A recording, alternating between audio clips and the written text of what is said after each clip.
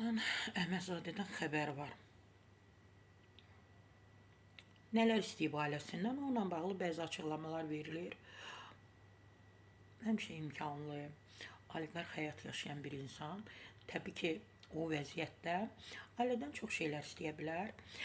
Belə Dövlət Təhlükəsizlik Xidmət tərəfindən saxlanılan iş adamı adlanan Əhmədzadənin istintaqı davam edir. Konkret nöqtəsi bununla bağlı xəbər yayıb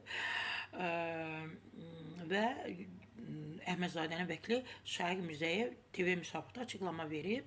O müvəkkilinin saxlanma şəraiti ilə bağlı hər şeyin qaydasında olduğunu bildirib. Təbii ki, o onunla görüşüb, yəqin ki, o olduğu o şəraitə, qaldığı yerin şəraitini yəqin ki, vəkil görüb ki, belə açıqlama verib.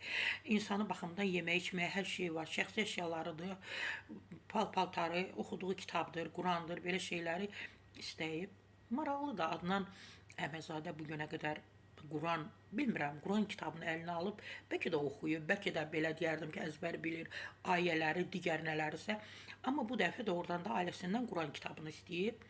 Ailəsi də qanuna uyğun olaraq sovqa şəklində ona çatdırıb, həftənin müəyyən günləri təqdim edilir. Adnan Əhmədzadənin mövqeyi isə odur ki, istintaq obyektiv və hərtərəfli aparmalıdır və o da öz növbəsində normal suallara düzgün cavab verəcək. Yenə deyirəm, ailəsindən çox əşyalar istəyib, o cümlədən də burada konkret nöqtə az. Təbii ki, TV müsabiqədə istinadən deyir ki, o həm də Quran kitabı istəyib.